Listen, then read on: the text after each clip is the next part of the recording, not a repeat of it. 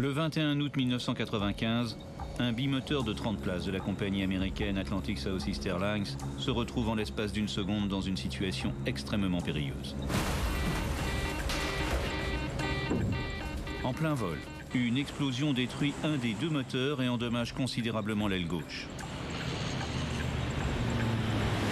Surtout, baissez-vous et gardez bien la tête baissée. Durant les 7 minutes suivantes, l'équipage va se battre contre la pesanteur et contre la mort. Accroche-toi! Voici l'histoire du vol ASA 529.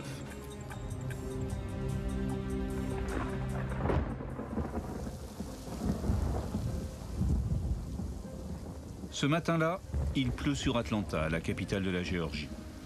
Et le jour n'est pas encore levé lorsqu'après une courte nuit, l'équipage du commandant Ganaway quitte son hôtel. Dans les petites compagnies, les navigants ont la vie rude. Les journées sont longues et les salaires peu élevés. Mais c'est un métier de passion et pour voler, ils sont prêts à bien des sacrifices. Aujourd'hui, ils doivent assurer plusieurs vols régionaux au départ d'Atlanta, un des plus grands aéroports du pays. Leur compagnie dessert les villes du sud-est américain avec une flotte de 83 Brasilia, des biturbopropulseurs du constructeur brésilien Embraer. Ce sont des machines performantes, conçues pour le trafic régional et capables d'emporter 30 passagers à plus de 500 km/h. La journée est déjà bien entamée lorsque le commandant Ganaway s'apprête à décoller pour un deuxième aller-retour. Cette fois, la destination est Gulfport, dans le Mississippi. Aux côtés du commandant Ed Ganaway, le copilote Matt Wamerdam. Les deux hommes préparent leur avion alors que les passagers sont en train de s'installer en cabine. Bonjour. Pour les accueillir, une seule hôtesse, Robin Feck. Bonjour. Elle travaille pour Atlantic Southeast Airlines depuis 2 ans et connaît bien la cabine de l'avion. Merci beaucoup. Une toute petite cabine longue de 9,50 mètres. Tout va bien? Oui, merci. Ok. Les passagers sont pour la plupart des habitués. Parmi eux, on compte 6 ingénieurs, 2 shérifs adjoints, un pasteur et même 2 postulantes au métier d'hôtesse de l'air. Puissance affichée. Avec une demi-heure de retard, le vol ASA 529 se prépare à décoller pour un vol de routine. Tous les paramètres sont dans le vert. Badin actif. Le commandant Ganaway est issu d'une famille de pilotes et travaille chez ASA depuis 7 ans. C'est noté. DR. C'est un commandant de bord expérimenté et confirmé. Train rentré. Train rentré. ASA 529, contactez le départ Cap 060. Au revoir.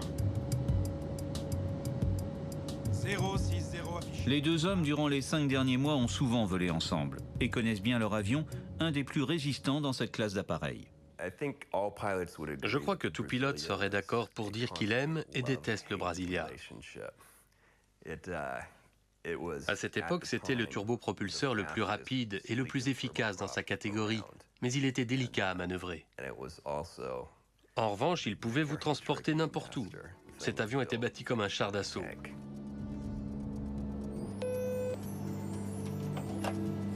Salut Robin. Salut. Il y a quelques turbulences, mais ça va très vite se calmer. Je dois attendre quelques minutes avant de me détacher? Eh oui, madame. D'accord, je te remercie. À votre service. Le Brasilia laisse derrière lui la banlieue d'Atlanta pour s'éloigner vers le sud-est. À bord, tout est calme. La météo est bonne et le vol ne présente aucune difficulté. David McCorkell est ingénieur dans une société informatique. Il voyage beaucoup et aujourd'hui il se rend à une importante réunion. Mesdames et messieurs, bonjour. Bienvenue à bord Bord du vol 529 de la compagnie Atlantic Southeast à destination de Gulfport, Mississippi. Notre altitude sera de 30 000 pieds. Le commandant a éteint les signaux lumineux, attachez vos ceintures, mais nous vous conseillons, si vous restez assis, de conserver vos ceintures attachées en cas de turbulence pendant le trajet.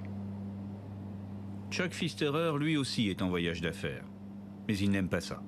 L'avion lui fait peur et il est anxieux dès le décollage. ASA 529, montez et maintenez le niveau de vol à 200. 200 ASA 529. L'équipage a enclenché le pilotage automatique et le Brasilia poursuit sa montée vers son altitude de croisière. à 24 000 pieds.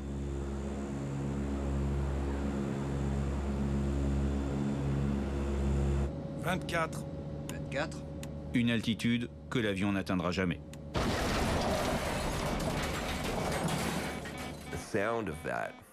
Ça a fait un bruit terrible, comme si quelqu'un avait tapé de toutes ses forces sur une poubelle métallique avec une batte de baseball. Un énorme bruit de collision. Et l'avion s'est immédiatement incliné sur la gauche. J'ai entendu une forte explosion qui m'a réveillé en sursaut. Je n'ai pas compris ce qui se passait. J'ai jeté un œil autour de moi et j'ai vu tout le monde regarder par les hublots du côté gauche de l'avion.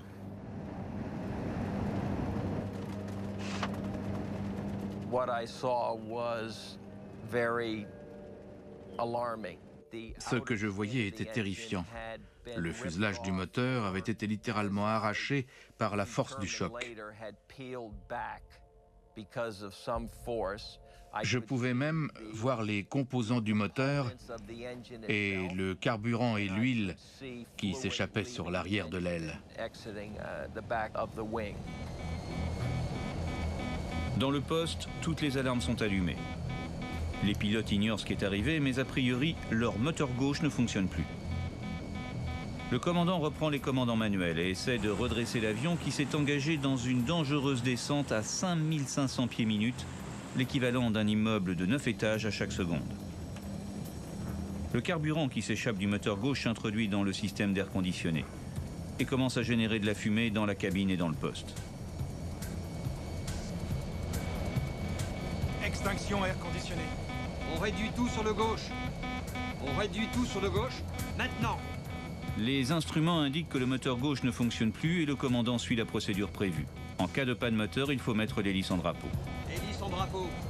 Hélice en drapeau. Maintenant. Ça y est. Donc, lorsqu'un moteur tombe en panne, et si on laisse la pale dans cette position, ce qui se faisait bien au début du siècle avec les premiers avions, il y a une telle traînée qu'on ne peut plus contrôler l'avion. Il faut à tout prix la mettre, ce qu'on appelle en drapeau. En drapeau, pourquoi? C'est comme un drapeau. C'est-à-dire que le drapeau s'oriente dans le vent. Eh bien, on oriente l'hélice dans le vent pour offrir le moins de traction possible et contrôler l'avion. Mais la mise en drapeau ne sert à rien. Et cette fois, c'est l'alarme incendie qui se déclenche. Alimentation carburant coupée. Pire, les pilotes ont beau braquer à fond les gouvernes à droite, ils arrivent à peine à compenser la tendance de l'avion à partir vers la gauche. J'ai besoin d'aide là. J'ai vraiment besoin d'aide. Ils sont à la limite de la perte de contrôle. S'ils laissent l'appareil s'embarquer sur la gauche, ils risquent purement et simplement de partir dans une vrille mortelle. À cet instant, l'équipage ne sait toujours pas exactement ce qui s'est passé. Les pilotes croient encore à une simple panne moteur. Cramponnés aux gouvernes, les yeux rivés sur le tableau de bord, ils ne pensent pas à regarder au dehors. Et ils ne voient pas leur aile gauche, déchiquetée par l'explosion du moteur, avec l'hélice carrément encastrée dans la tôle.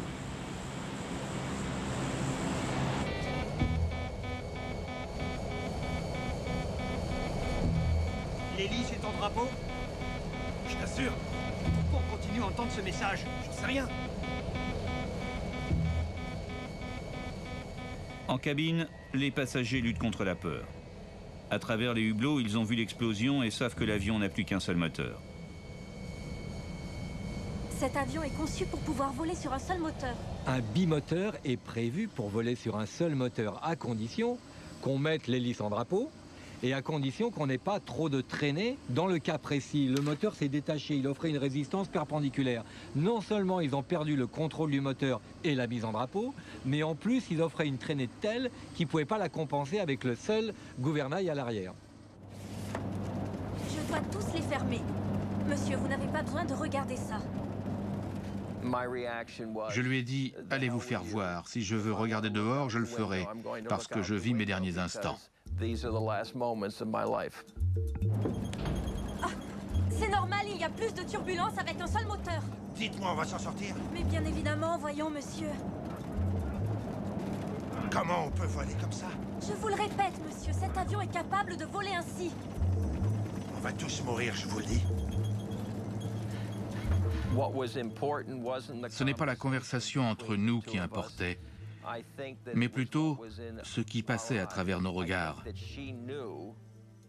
Je crois qu'elle savait que je savais que nous avions affaire à un énorme problème et que cela n'allait sans doute pas finir autrement qu'en tragédie. Depuis plusieurs longues minutes, les pilotes se battent pour contrôler la situation. L'avion perd toujours de l'altitude, mais un peu moins rapidement. On ferait mieux de mettre nos casques. Je vais lâcher les commandes. Prépare-toi à les reprendre. Le commandant, lui, n'arrive toujours pas à comprendre. Il a déjà piloté des Brasilia sur un seul moteur, mais n'a jamais rencontré de telles difficultés. Contrôle Atlanta. Ici ASA 529, déclarant une urgence. Nous avons une panne moteur. Nous sommes actuellement à 14 000 pieds. ASA 529 reçu, tournez à gauche vers Atlanta. Prudemment, l'avion entame un virage sur la gauche pour revenir à son point de départ. Mais l'altitude ne cesse de diminuer et Atlanta paraît bien loin, à plus de 80 km. Pour retrouver un peu de calme, le copilote coupe les alarmes sonores.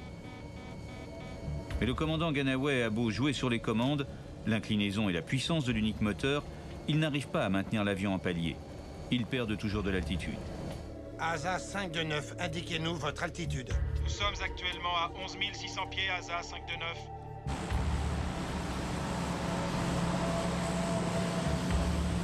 Ok, l'appareil devient un peu plus contrôlable. Le moteur, surveillons notre vitesse. Pour la première fois depuis l'explosion, les pilotes ont quelques secondes pour se préoccuper des passagers. Je l'ai trimé complètement à droite, ça a l'air de tenir. Je vais expliquer à Robin ce qui se passe. J'écoute. Ok, Robin. Un moteur a lâché. On s'est déclaré en situation d'urgence. Retournons sur Atlanta. Informe les passagers. Ça va être un atterrissage d'urgence. D'accord, merci. Robin ne dit rien de l'hélice encastrée dans l'aile, persuadé que les pilotes connaissent la situation. ASA 529, est-ce que vous pouvez maintenir votre altitude plutôt que de descendre?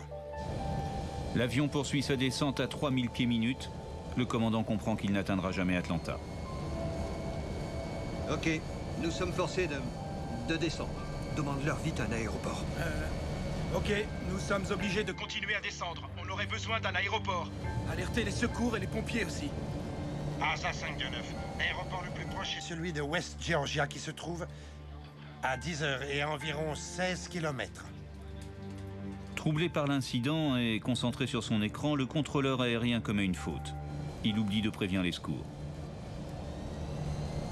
Le Brésilien entame un nouveau virage sur la gauche pour prendre la direction de l'aéroport régional de West Georgia. Sur la checklist, pas de moteur, tu veux? Ouais. Évidemment, il n'existe aucune checklist pour un moteur explosé et une hélice encastrée. ASA 529, indiquez votre cap. Virons au 310 actuellement. ASA 529 reçu, vous devez être à 030 pour le terrain de West Georgia. Reçu, nous allons tourner à droite, mais Nous avons du mal à garder le contrôle. Prenez tous la position d'urgence. Vous aussi, monsieur. En cabine, l'hôtesse commence à préparer les passagers pour un atterrissage d'urgence. Madame, acceptez-vous la responsabilité de l'ouverture de cette issue à l'arrêt de l'avion? Oh non, non. Ce n'est pas grave. Vous, venez.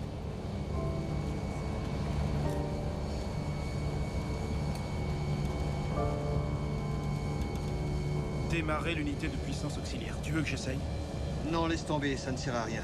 Il faut qu'on se pose. Déclenche la procédure d'atterrissage. ASA 529, donnez-moi votre altitude actuelle. Moins de 7000, ASA 529. On n'a pas besoin de ça. ASA 529, je n'ai pas compris ce que vous avez dit. nous sommes maintenant à 6.9. ASA 529. Ok, ça a l'air de marcher. Génial, continue. ASA 529, West Georgia est l'aéroport le plus proche. Quel type de piste ils ont? Quel type de Piste y a-t-il à West Georgia? Celle que je vais vous donner fait 1500 mètres. Et elle est en asphalte. Très bien. Maintenant, vous allez retirer stylo et tout autre objet pointu de vos poches. Ôtez vos lunettes et videz vos verres dans la poche du siège située devant vous.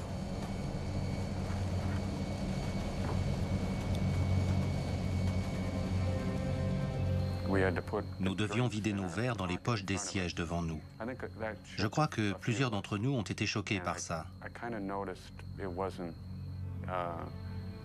Et j'en ai conclu que ça allait vraiment mal. Mais la plupart des passagers étaient des hommes d'affaires qui voyageaient beaucoup. Personne ne criait, ni ne paniquait. Étant donné que j'allais mourir, je me débrouillais avec cette idée du mieux que je pouvais. J'essayais simplement de l'intégrer, de l'accepter et de faire avec. S'il te plaît, entraîne-toi à défaire ta ceinture et à la remettre. C'est bien, maman. Ok, maintenant, s'il y a de la fumée et que la porte avant est bloquée, mets-toi à 4 pattes et faufile-toi à l'arrière. Tu n'as qu'à compter les rangées. La sortie est après la 5e. Courage, maman.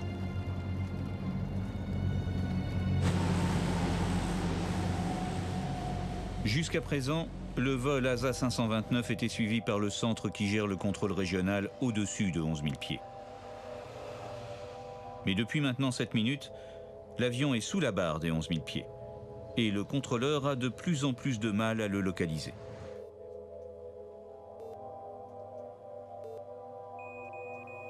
ASA 529, j'ai perdu votre transpondeur. Quelle est votre altitude? Nous sommes à 4500 pieds. ASA 529, je vous ai récupéré. L'aéroport est à votre... quel est votre cap actuel? Notre cap est 080. Bien reçu. Vous devez prendre 10 degrés à gauche. La piste de West Georgia n'est plus qu'à 13 km. 13 km, à peine 2 minutes de vol. ASA 529, voilà ce qu'on va faire. Vous allez contacter le contrôleur qui gère l'aéroport. Il pourra vous donner bien plus d'informations que moi. Allez-y, contactez l'approche d'Atlanta au 1-2.0. L'approche d'Atlanta gère l'espace aérien inférieur et l'atterrissage sur les terrains de la région, dont celui de West Georgia.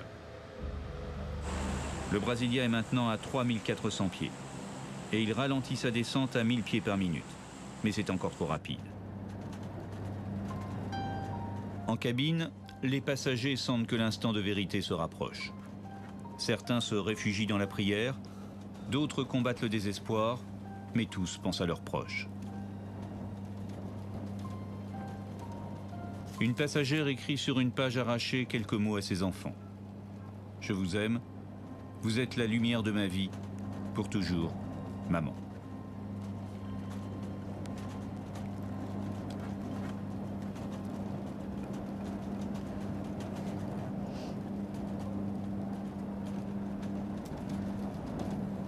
Prions ensemble, maman. 7 minutes se sont écoulées depuis l'explosion. Et pour la première fois, le commandant va regarder son aile gauche. Nous avons perdu le moteur. Il a explosé. Brutalement, le commandant Ganaway comprend. Il croyait à une simple panne moteur, mais la situation est bien plus grave. L'avion est à peine manœuvrable et surtout, il n'a jamais été entraîné à poser un appareil dans de telles conditions. La descente se poursuit dans les nuages. Approche Atlanta, ASA 529. ASA 529, ici, approche Atlanta. Monsieur, nous sommes en situation d'urgence. ASA 529, reçu. Veuillez prendre la balise pour une approche sur la piste 34 et veuillez prendre le cap 180. Désolé, non, 160. La fréquence... Le contrôleur, visiblement, ne comprend pas l'urgence de la situation. Il envoie le Brasilia à plusieurs kilomètres au sud de l'aéroport, alors que chaque minute est vitale. Nous allons arriver là-bas à vue. Qu'il nous donne le cap, on naviguera à vue. Ganaway veut juste un cap, qui le mène droit au seuil de piste. Soudain, à 2000 pieds d'altitude, l'avion perce la couche des nuages. Et les pilotes ont de nouveau une visibilité de plusieurs kilomètres. Malheureusement, aucune piste en vue. La checklist moteur, s'il te plaît. J'aimerais bien la trouver. Robin ne sait plus quoi penser. 6 minutes plus tôt, le copilote lui avait annoncé un retour sur Atlanta. Or, visiblement, ils sont loin, très loin de l'aéroport, en pleine campagne.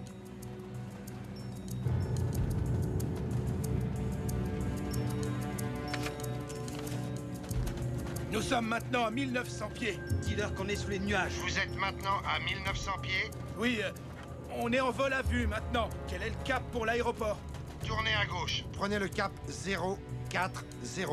L'aéroport est à 10 heures, à environ 9 km. Je viens de perdre à l'instant le contact radar. Cette fois, le contrôleur comprend. En 1 minute, l'avion est passé de 3400 à 1900 pieds. Il descend trop vite. La catastrophe est inévitable. Souvenez-vous, baissez vos têtes. Et quand nous serons arrivés, attendez bien l'arrêt complet de l'appareil avant de sortir. En attendant, baissez bien vos têtes. Baissez votre tête, monsieur. Robin vérifie une dernière fois sa cabine. Elle rappelle les consignes. Quand, soudain, à travers un hublot, elle commence à voir la cime des arbres. Le sol n'est plus qu'à quelques secondes. Juste le temps de s'asseoir et de s'attacher avant l'impact. Souvenez-vous, baissez bien vos têtes. Et accrochez-vous, ça va être violent. La piste est définitivement hors de portée. Le copilote repère un espace un peu plus dégagé. Regarde là! Ils n'ont plus le choix. Ils doivent se poser là où ils peuvent, quelque part dans un champ. On va essayer de se poser dans le champ. Le commandant décide de se poser sur le ventre et ne sort pas le train d'atterrissage. Du coup, l'alarme de proximité de sol se déclenche. On fonce sur les arbres.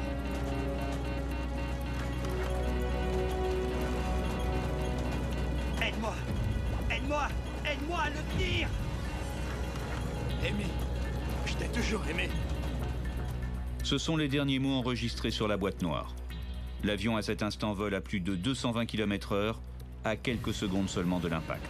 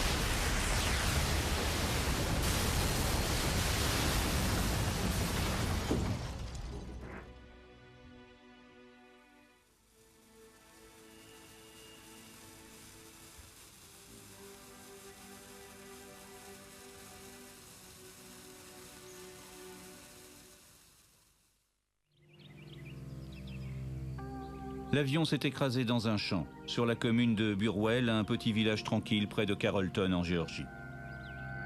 Plusieurs témoins ont vu le crash, notamment les habitants de cette maison située juste sur la trajectoire du Brasilia. Ma femme était en train de lire à table dans la cuisine. Elle a dit « Bill, on ferait mieux de sortir d'ici parce que cet avion va heurter notre maison ». À ce moment-là, il s'est arrêté. Alors j'ai dit « Appelle le 911, je vais voir si je peux faire quelque chose pour aider là-bas ». Les urgences, j'écoute.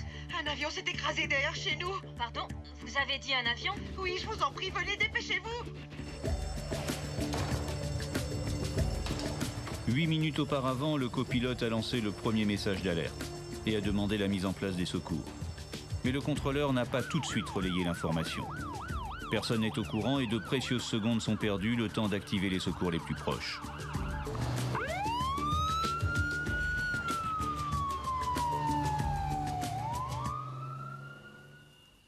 Sur place, dans la minute qui suit le crash, ne règne qu'un silence pesant.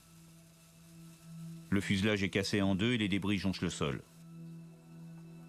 Pourtant, c'est un miracle, tout le monde est vivant. Les passagers sont choqués, mais seuls quelques-uns ont été blessés lors du crash. Les autres sont indemnes.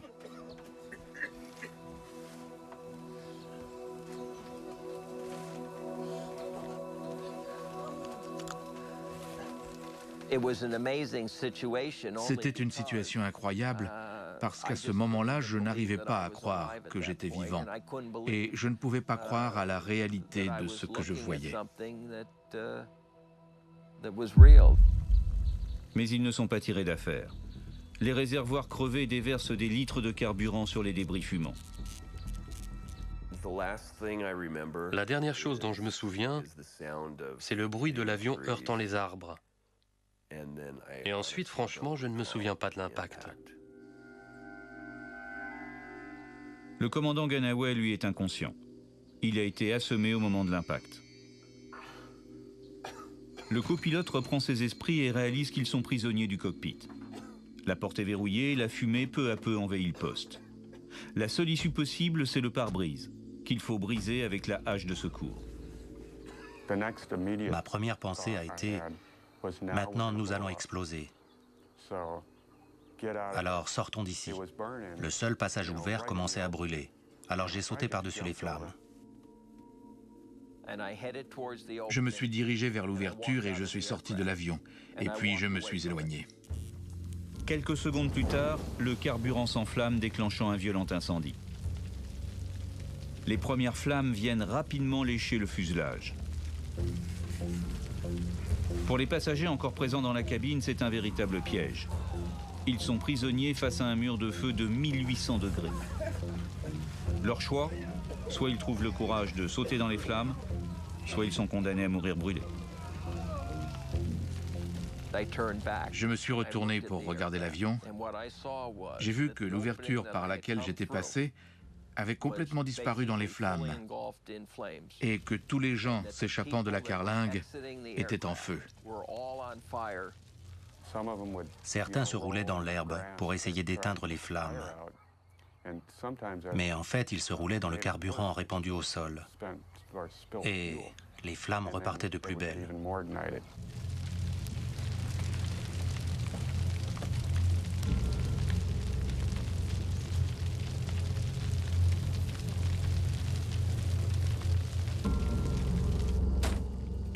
Malgré une fracture à la clavicule droite, le copilote essaie toujours avec sa main gauche de casser le pare-brise.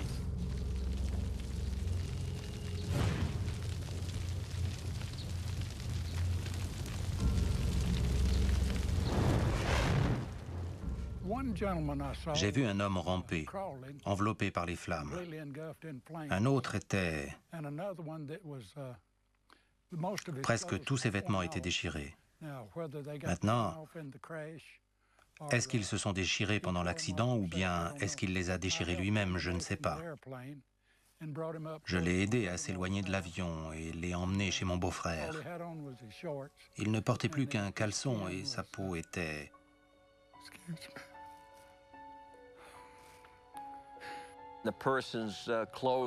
Une personne avait ses vêtements en feu et gisait sur le sol. Je crois que c'était une femme. Elle était par terre et Robin m'a dit « Enlevez votre chemise, ôtez votre pantalon, essayez d'étouffer les flammes. » Et c'est ce que j'ai fait. Les vitres d'un avion sont beaucoup plus épaisses que celles utilisées pour les pare-brises des voitures. Il y a plusieurs couches de différents composites trempés et traités ensemble pour former une surface extrêmement solide.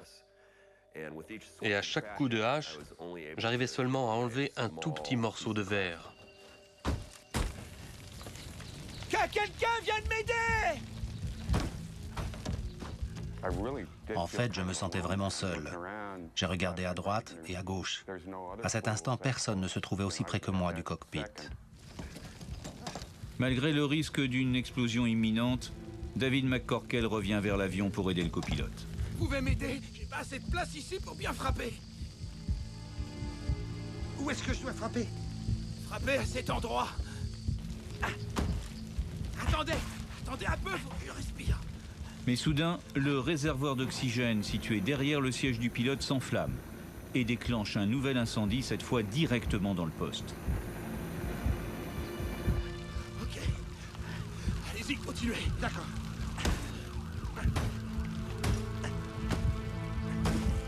Stop. Attendez. Je vais essayer de sortir. Attendez, je vais vous aider. L'ouverture est assez grande. Cassez la vitre.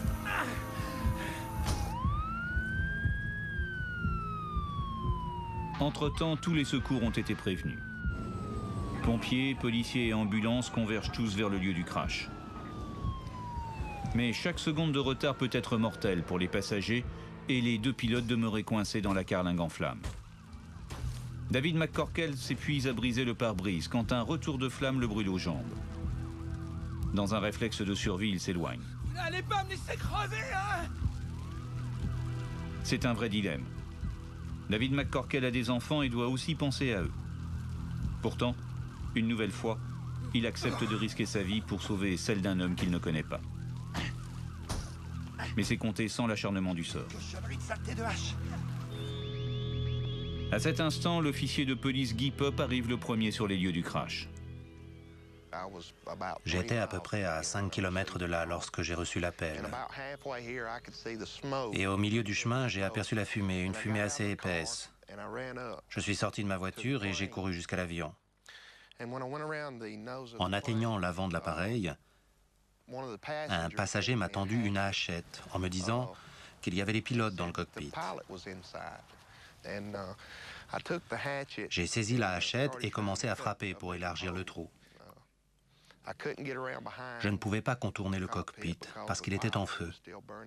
Ça brûlait encore très fort et en plus une bouteille d'oxygène attisait le feu.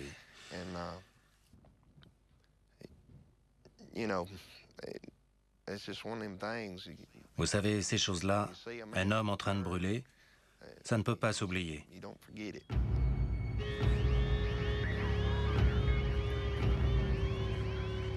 Le chef des pompiers, Steve Chadwick, arrive à son tour et prend la direction des opérations. Pendant que les pompiers s'occupent des passagers, lui essaie de libérer les deux pilotes.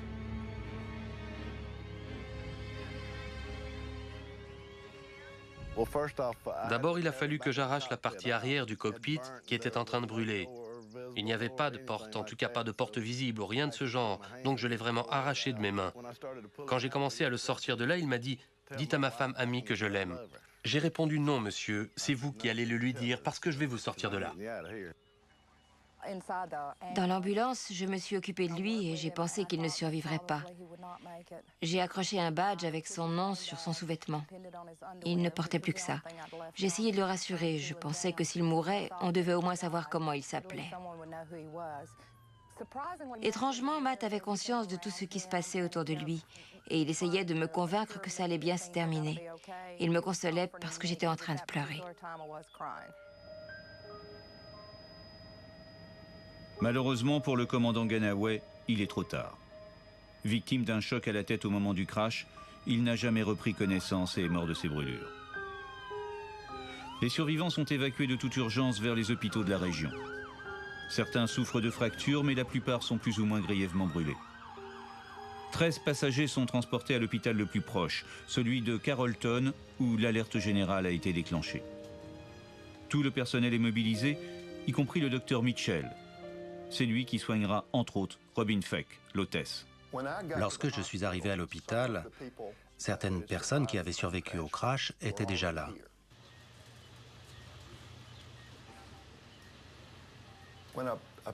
Lorsqu'un patient est sévèrement brûlé, sa peau est généralement détruite. Or, la peau est vraiment la partie la plus importante du système de défense immunitaire. Le système immunitaire des grands brûlés est donc détruit et les organismes infectieux peuvent facilement s'introduire dans le corps. Et alors celui-ci n'est plus capable de lutter. Robin Feck, l'hôtesse, avait des plaies à la tête et plusieurs fractures à la colonne vertébrale et au bras. Elle souffrait beaucoup, mais conservait assez de lucidité pour nous demander de prévenir les familles. Peter Soon s'est occupé d'elle. Elle essayait clairement de continuer à prendre soin de ses passagers. La journée du docteur Mitchell est éprouvante. Mais le plus difficile survient en fin de soirée. Un de ses collègues lui demande de l'aide pour procéder à l'autopsie du commandant Ganaway. Je l'ai regardé et dit tout haut. Quel que soit l'endroit où se trouve votre âme, j'espère que vous avez conscience d'avoir fait votre devoir. Puis j'ai simplement ajouté, vous êtes un héros, j'espère que vous le savez, commandant Ganaway.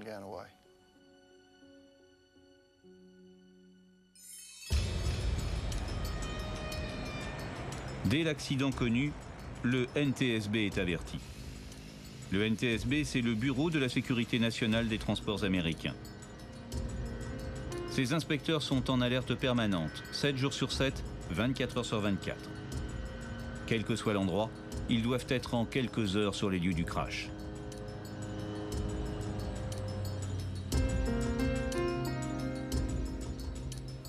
Les hommes du NTSB vont se répartir en équipes. chacune d'entre elles étudiant un aspect précis de l'accident. L'historique de l'avion, les conditions météo, le contrôle aérien, l'attitude des pilotes. Jim Hockey, lui, prend en charge la partie entretien et maintenance de l'hélice. Nous nous sommes rendus sur les lieux de l'accident et, comme d'habitude, nous avons commencé par repérer où se trouvaient toutes les pièces. Nous avons découvert le bloc hélice qui manquait. En enlevant la poussière, nous avons trouvé des empreintes révélatrices à la base d'une pale cassée. Des empreintes souvent indices d'une fracture de fatigue. C'est une révélation. À bord de l'avion, personne n'avait imaginé que la panne du moteur puisse être liée à la cassure d'une pale d'hélice. Jim Hockey, lui, a de bonnes raisons de suspecter la cassure d'une pale d'hélice. C'est un accident rare mais survenu 4 ans plus tôt, en 1991, sur un avion identique de la même compagnie. Le Brasilia s'était alors écrasé dans un bois, tuant ses 23 occupants. À l'époque, l'enquête avait prouvé un défaut de conception dans l'unité de contrôle de l'hélice et elle avait impliqué la responsabilité du constructeur, Hamilton Standard.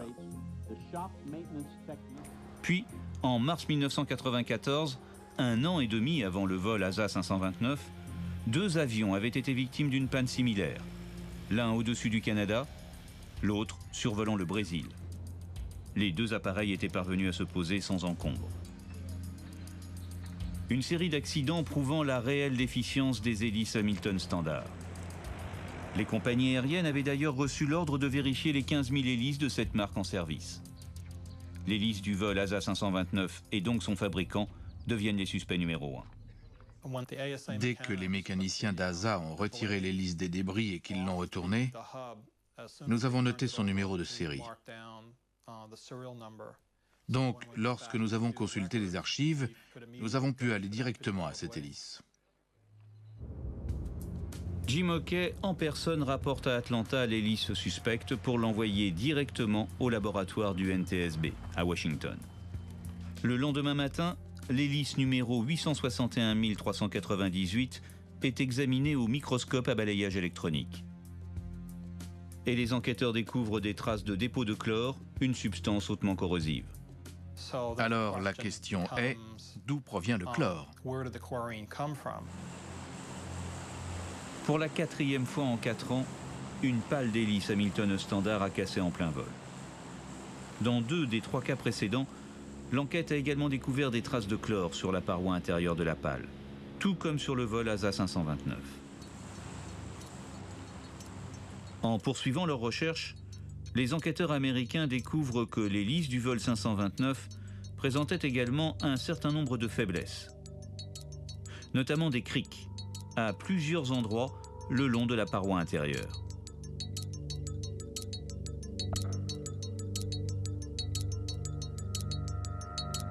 Une crique est une mini-fissure pratiquement invisible à l'œil nu.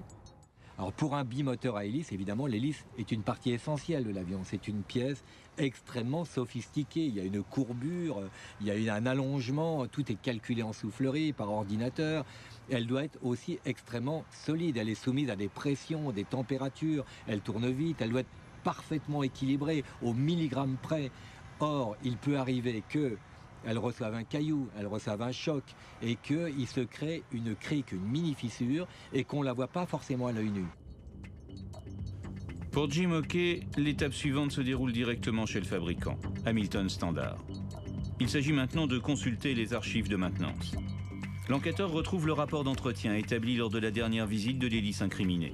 Sur les documents des initiales, CSB. Ce sont celles de Christopher Scott Bender, un jeune technicien de maintenance de chez Hamilton Standard. Christopher Bender a vu au journal télévisé les images de l'accident. Mais sur le coup, il n'a pas réalisé qu'il était lui-même concerné. J'ai vu l'hélice Hamilton Standard et je me suis dit, pourvu qu'il ne s'agisse pas d'un problème d'hélice. J'avais ça dans un coin de ma tête le matin où les enquêteurs du NTSB et ceux de la FAA sont arrivés pour convoquer les ingénieurs. L'hélice était peut-être en cause. Dès que j'ai entendu ça, mon cœur s'est arrêté de battre. J'étais... Comment dire, je crois que j'ai pleuré un peu, parce que j'étais complètement bouleversé. Une pièce que j'avais touchée, que l'on m'avait officiellement confiée, avait lâché. Et des gens étaient morts à cause de ça. Le NTSB connaît l'identité du dernier technicien ayant inspecté l'hélice défaillante. Maintenant, il faut déterminer s'il y a eu faute ou non. Les pales d'une hélice sont creuses. Des poids sont insérés à l'intérieur afin de les équilibrer. Ces poids sont fixés à l'aide d'un bouchon, enduit de chlore, la substance à l'origine des accidents précédents. Mais sur cette pale, Bender, à l'inspection, n'a détecté aucun indice de corrosion et a donc remis l'hélice en service. The draft accident report we present to you today involves Atlantic Southeast Airlines Flight 529 and Embraer 120. Le rapport officiel stipule: la cassure a été causée par une fissure de fatigue avec multiples points de corrosion qui n'ont pas été décelés par Hamilton Standard. Et ce, en raison de leur système de contrôle, de leur technique de réparation, de la formation des techniciens, de l'information et de leur mode de communication inadéquate et déficient. Hamilton Standard n'avait pas les bonnes méthodes de contrôle et ne formait pas suffisamment ses techniciens. En difficulté, la société a été rachetée par United Technologies, un des géants du secteur. Les procédures ont été modifiées et depuis le vol ASA 529, plus aucune hélice Hamilton Standard n'a été impliquée dans un accident. Vous savez, j'aimerais que tout ça ne soit jamais arrivé. J'aimerais pouvoir remonter le temps, réparer tout ça. Je ne sais pas si les victimes ont la foi ou pas, mais je prie pour que Dieu les aide à supporter toutes leurs souffrances. J'ai besoin d'aide, là. J'ai vraiment besoin d'aide. Mais comme d'habitude, les causes de l'accident sont multiples. Par exemple, pourquoi les pilotes n'ont-ils pas, dès le départ, compris la gravité de la situation ? L'équipage a géré la panne moteur comme une simple panne moteur due à une défaillance mécanique provoquant l'arrêt du moteur. Ils n'ont pas compris que le moteur vibrait au point de briser son axe et de rester ensuite suspendu à l'aile, augmentant la traînée. Le NTSB a également établi que les secours seraient arrivés plus tôt si le contrôleur avait transmis l'alerte dès le premier message radio, 6 minutes et demie avant le crash. Il a encore recommandé de remplacer les haches d'urgence en bois par des haches métalliques. Enfin, il a rendu hommage aux pilotes, estimant qu'ils avaient réagi durant ces 7 minutes de crise aiguë de manière raisonnée et appropriée. Reste que, dans cette affaire, le vrai meurtrier, ce fut avant tout le feu. Le feu est quelque chose évidemment d'épouvantable parce que on réussit la performance de faire un atterrissage d'urgence. C'est pas prévu pour, on se pose sur le train, on glisse, on essaie d'éviter les arbres, ce qui est déjà une très très belle performance. Et là, le feu arrive. C'est épouvantable. Il y a énormément de progrès à faire. Les victimes ne devraient pas être piégées par le feu. C'est quelque chose sur lequel il va falloir faire des progrès encore. Il y a encore beaucoup de choses à faire. Mais comment fabriquer un carburant à la fois combustible pour le moteur et ininflammable à l'extérieur ? Pour réduire les risques d'incendie, les Américains ont testé en 1984 un kérosène spécial anti-évaporation. Un test grandeur nature. Malheureusement, le succès ne fut pas flagrant.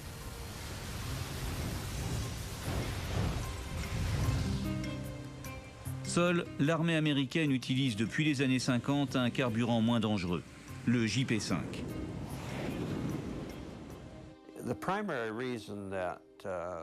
La raison principale pour laquelle le secteur civil, l'aviation commerciale, n'utilise pas de kérosène moins inflammable est un problème de disponibilité, de distribution et de prix. Le JP5 coûte plus cher. Tout est une question d'argent. Le coût de développement de ce système et le coût de sa mise en œuvre. Quelles améliorations seront apportées à la sécurité globale de l'avion et qui va financer ça? Pour ma part, je veux bien payer $2 de plus sur mon billet pour m'assurer d'une telle sécurité.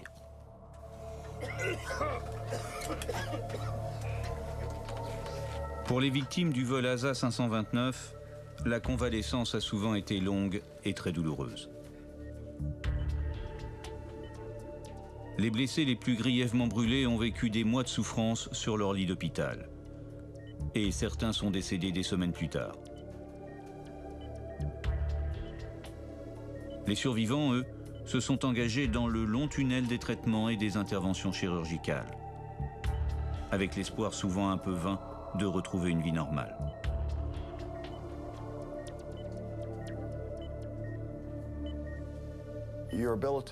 Votre capacité d'adaptation est très détériorée. Le contrôle de température n'existe plus. Quand vous passez d'un bâtiment conditionné vers l'extérieur, habituellement votre corps commence à s'adapter, soit par transpiration, soit par une régulation du flux sanguin. Cette perte d'adaptation pour les personnes souffrant de brûlures graves sur de larges surfaces du corps est irréversible. Les grands brûlés doivent prévoir tout ce qu'ils vont faire, où ils se trouveront et quels vêtements ils porteront. Leur ressenti émotionnel et physique est perdu à tout jamais. Mon traitement médical fut plutôt poussé. Franchement, je ne me rappelle pas le nombre d'interventions chirurgicales que j'ai dû subir pour être capable de revoler. Mais cela doit se situer autour de 50 en comptant toutes les greffes cutanées effectuées à l'hôpital.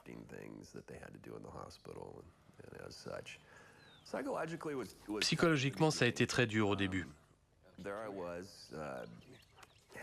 Ensuite, j'étais heureux de reprendre mon métier, celui dont je rêvais quand j'étais gosse et que je ne pouvais plus exercer. Et c'était dur, très dur. On a passé des nuits entières à en parler avec Amy pour essayer de surmonter la douleur et oublier tout ça. J'ai vraiment eu du mal à retourner à ma vie normale. Je me suis mis à boire beaucoup plus qu'avant. Ce crash, c'est la goutte d'eau qui a fait déborder le vase. Je suis resté encore un moment chez les pompiers, mais le cœur n'y était plus. J'ai dû quitter mon travail. J'étais vice-président d'une société, voyageant beaucoup, gagnant très bien ma vie. Et je suis parti comme responsable d'achat en Alaska. J'ai également renoué avec mon ancienne femme. Nous nous sommes remariés et nous avons déménagé en Caroline du Sud. Et Harold, notre fils, est venu nous rejoindre. Donc oui, cela a réellement changé ma vie. Ça m'a aidé à voir les choses de manière différente, pas seulement vis-à-vis de moi-même, mais également dans la façon dont je traitais les autres.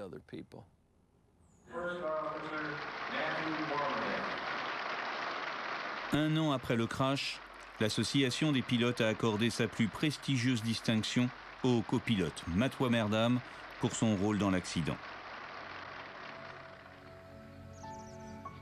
Sur les lieux mêmes du drame, les habitants du petit village de Burwell n'ont pas oublié. Ils ont érigé un mémorial dédié aux victimes du vol ASA 529. Leurs noms sont gravés à tout jamais dans la pierre.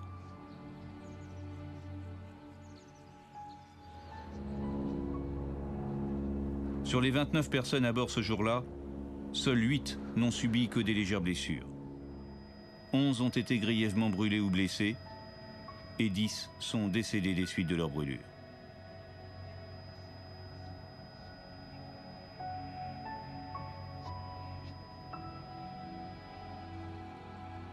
L'hôtesse de l'air Robin Feck a refusé de témoigner dans ce film.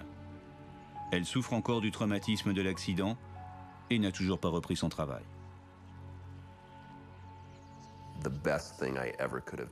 La meilleure chose que j'ai accomplie dans ma vie, c'était il y a 2 ans, lorsqu'après avoir repris l'entraînement, je me suis à nouveau mis aux commandes d'un avion ASA et que j'ai décollé.